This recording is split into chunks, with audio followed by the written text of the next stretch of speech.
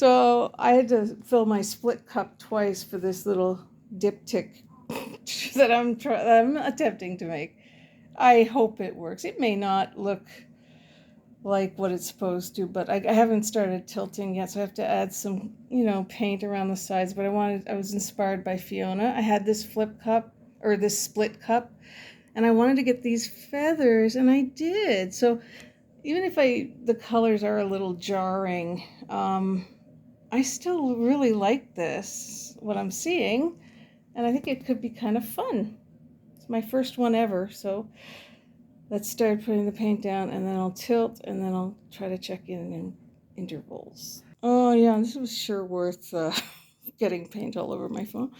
The paint was so thin, so I was either going to use it for a Dutch pour, and I thought, oh, I have this split cup, and I looked at Fiona, and she does split cups, and the paint looked so thin. So of course, as soon as I tried to, once it came out, it looked fine, as you saw, but the minute I moved it, it just blends all together.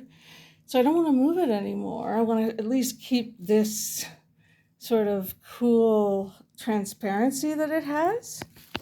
Because not only are these paints a lot of them are transparent, so they might dry really pretty, but they also had a gloss medium from Rowney, I think they're called. And that sort of makes paints even more transparent. You can't do much with total opaque paints, but this was never going to work as a triptych. I knew that as soon as I saw how thin, or a diptych. You need thicker paint, but I can do a good split cup, but I use really thick paint when I do it, and it takes a long time, and I pour it from either on high.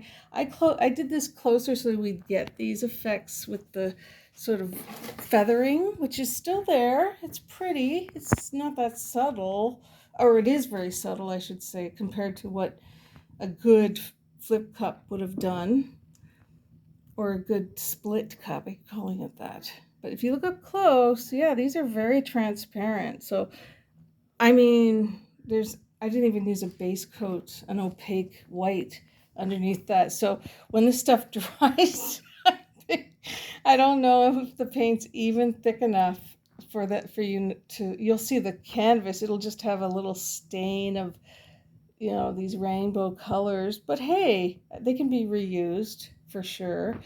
And that paint that had all this stuff mixed in it, except what it needed, that can also be, finally got used up. It was so thin, and I could have added stuff to it, but I just decided to try this. I mean, I sort of have to admit, I could probably just do a really fun Dutch pour, take the dryer to, but what would be the point?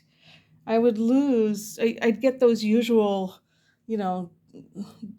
you can tell when someone's blown their art with a hairdryer, it gives you a certain look as it's blown out, and this would have that, but would it be better than this? Because if you look up close, as much as these are very rainbow and they've merged together in these tendrils, there's some really cool areas that look almost 3D, and I'm hoping that it will dry better than I think. You can see it's almost blurring with that's barely covering the canvas there, but that's the very edges. I'm gonna, do my best to clean it up and let it get a good dry upstairs, or, not in the cold basement, but it won't take long to dry. This paint, and I filled up 2 flip cups. You can see my cups over there. The really good news, they were like half full, these cups, the last of my plastic cups. And I use them horrified. I am at myself. They can be reused, and they will be. But look at the split cup. I mean, I still had enough paint in here. If I wanted to, I could go over this again with another blue. But here's another good thing. As I was pouring stuff into this thing, which I haven't used in ages, I've been working on blooms and you know, stuff like that. So look at what I found. My old, long, skinny metal uh,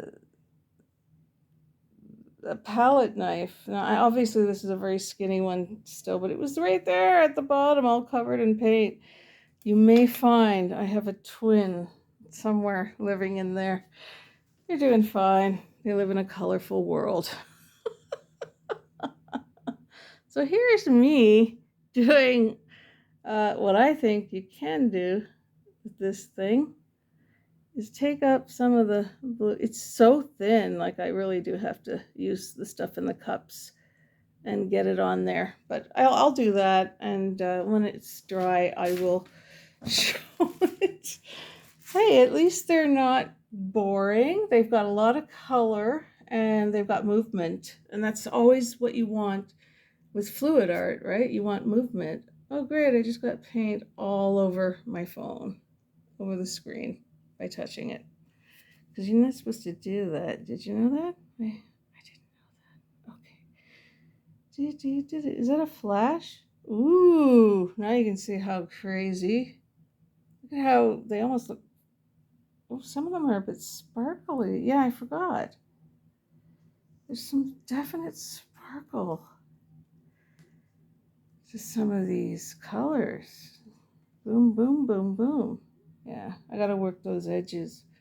Clean it up, and let's hope it dries. I'm not gonna take anything else off it because, frankly, I think it's just stretched as far as it can go.